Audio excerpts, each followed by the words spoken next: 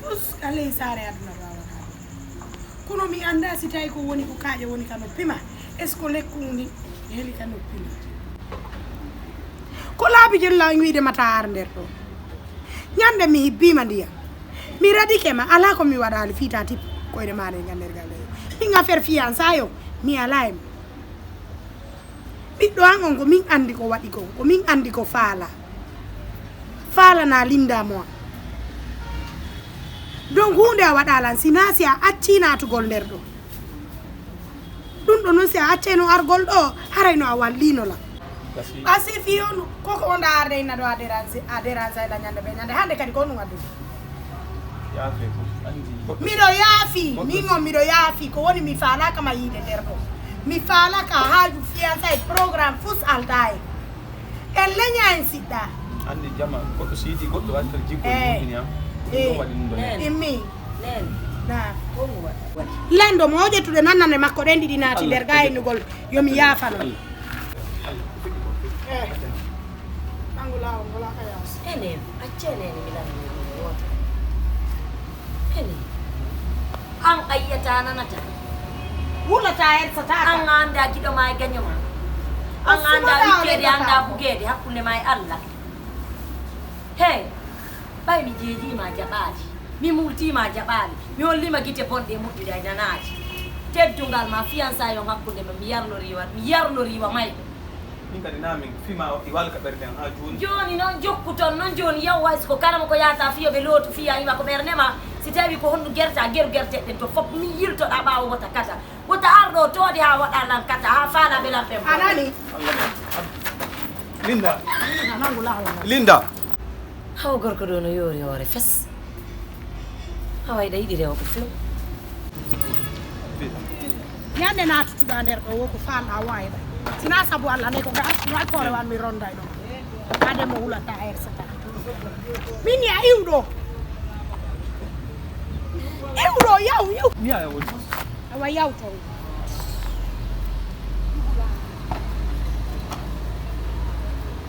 ñande an ka tawɗa lan ɗo wo an wotoma yey ko Allah hey dero sajat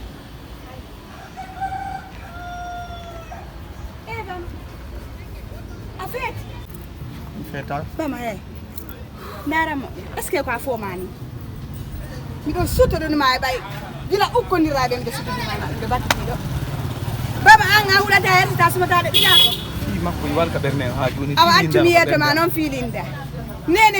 lindaɓe naadi nasele ma ayoni ko karma ko ɓewɗuma sa yi koko waɗa ɗo fonde birdire bamba signal dede ko karma ko miɗo andi programme ji maɓɓe ɗinɗi fof ɓaynon a jaɓan talan ananan talan ɓeno weɗalanga kono ko an e min ɓuuri hiɓɓude simi wolanima ko wolantama kon no wawanma beppe min mi añama ngayu si a jaaɓi miɗo andi ha karma koɓe kaɓe yeeyi ɗon ɓe waɗi koko ɓaɗi ɗo fof ani ɓen miɗo andi ɓe mawɓe mi ƴettete ɗo jango siɗa faala ma ɗum joni yahen ha ton walla ma ɓe gollanama ɗo nandelan faala ka waɗen jango mayin ton joni mayin joni sa jaaɓi bom baba ɓeno wawi wikko ɓay tunde siwre nangi ara nangi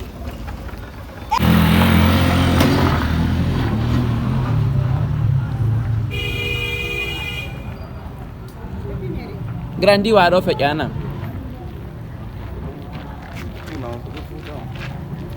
konkon kalmo koy nam a jara jarama alaga jooɗo jarama ɓeygol koɓe jam jooɗo moƴƴo kalmo koy ko jangadilande wonatana oɗo ko gorejo an ko minen jangi kono ni imo e sattede miɗon faamude imo e sattede si min yon noon sattede koye sattede si o jaɓannolan hewtatano ɗon kono ɓay hewtiɗo mi addimo yo wallumo wowiri wallirde wowdolla wallirde noon ko jiwo o hiwno ɗo o yiɗi o wi sina o wurata kadna makko ɗo on ni jiwo jom mbama miɗo wawi wiwde ɗum nene joola ko waɗali o hajomi etti haqqille makko den naadi e on min ni non kala ko jungo waɗi jungo itte par ce que min mi ɓe ɓen ko waɗi kon fof karma ko ɓe naati ɓe wuuru waranni mi faala fi Allah yo gollanan o itto haqqille makko ɗen e makko few hakkunde makko on jiwo déjà arsike ala hakkunde makko simi faami yacci hadde mi jaɓan koko yewɗa ɗo fof mi nani mi faami kono oɗo omo suttiɗa ɗo o ko ɓiɗɗani honta woɗi ɓiɗɗo mon hay on ɗumannaki kalma ko oɗo komi kaw makko batis jingal en bama ta waɗan kunani bama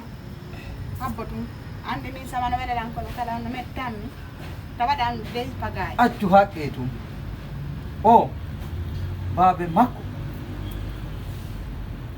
ko bama wowli ɓayna ko kawan ni de joni ko kuu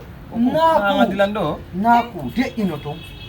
koko yewtuɗa ɗo fof wiwɗa ɓe gerumo ko karamo ko no natiri to ngeya no ƴawri ngeya no cippori mi nani ɗum mi faami mi andi ko ballal ko gonga ko ballal ngal ballal ngal wonɗa ɗon noon oɗo ko ɗum waɗi simiɗo yewtudema no woodi karamo ko mo memata woodi ɓe karamo ko memata awa ko ɓe joni awa ɓay ko ɓiɗɗo mon seere abbo ta yahu e yewtay woni ko fiya faam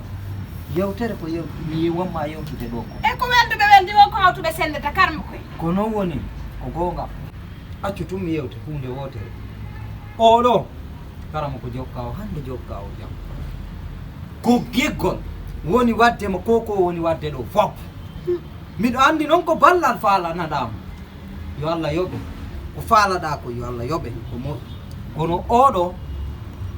o arino ɗo mi joɗɗinimo mi yewtimo hakkude nene yumma o jaja kanko muyni accani mi yewtimo fi on jiwoɗon few mi innimo yo selu yo ittu giggol ko marani on kon ka wonki makko par ce que miɗo reeni on ɗon on arsikeji maɓɓe jilla few si arsike noon neɗɗo e neɗɗo jilla hina yoɓe soñjidir kono ko o woni soñjo wonki mum kin par ce que ñande mi yewtunomo so yahuno o juuli o tori Allah o itti few ka hakkille makko honno mo woni tranquille ha ñande Allah addi arsike makko won juuɗe makko hendo kono ɓay tawi o nanari ko ɗum addi ha yo turnu ha hewtita hande tawa an kadi ɗa anni wallitademo nde moƴƴere ɗo kono oɗo ko ɓiɗɗo an tiki ko yumma o moyni accani si o jaɓi o ittay ka wonki makko few tudamo nde gobudintamayo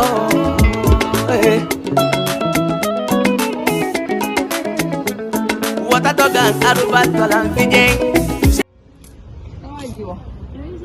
Salato, ta suudu mi yuri, mi arino ton kay tawiɗa ɗaani. Debalde ɗo lawalo tun ko wala gol tun mi jokki tanti debalde. Kono waɗi? Anan nowdi moƴƴani. Waɗi ko jam? O fiancé am ɗo wondi lan soñugol mi sikki de na kanko lan so wiide ko mi woni soñude hoore